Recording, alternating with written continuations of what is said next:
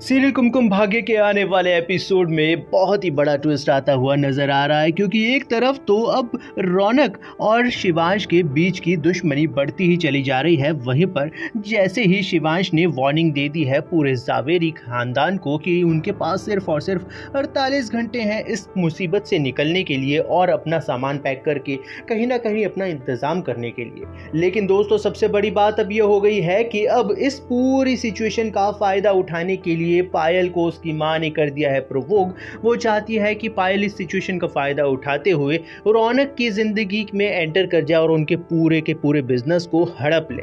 अब देखना काफी इंटरेस्टिंग होने वाला है क्योंकि आने वाले एपिसोड में अब पायल देगी रौनक का साथ इसलिए क्योंकि वो रौनक को ये दिखाना चाहती है कि वो उसके साथ है। लेकिन अब देखना काफ़ी इंटरेस्टिंग और ख़तरनाक होने वाला है क्योंकि रौनक और पायल की शादी होने वाली होगी। लेकिन वहीं पर दूसरी तरफ अब प्रार्थना भी तो संभालने की और समझाने की कोशिश कर रही है शिवांश को कि आखिरकार वो ये जो कदम उठाने जा रहा है ये कुछ ठीक नहीं है। क्योंकि अब अगर उसने ऐसा कुछ कदम उठाया कि उसने घर से बाहर धकेल दिया और इस तरह से बदला लिया उसने पूरे जावेरी खानदान से, तो वो ठीक नहीं होगा। लेकिन अब शिवांश उसकी बातों पर भरोसा कर नहीं पा रहा है। वो करना चाहता है फिर भी नहीं कर पा रहा है। लेकिन अब इस सिचुएशन में बुआ जी जो हैं वो शिवांश को भी भड़काएंगी, वहीं पर दूसरी तरफ वो प्रार्थना को भी भड़काने का ही काम कर रही हैं। वो प्रार्थना को इतना ज़्यादा डराने का और मैनिपुलेट करने की कोशिश कर रही है कि वो शिवांश के और प्रार्थना के बीच में बड़ी दूरियां पैदा कर दे। लेकिन फिलहाल अब ये इतना आसान भी नहीं होने वाला है क्योंकि अब प्रार्थना और शिवांश के बीच में एक बहुत ही प्यारा सा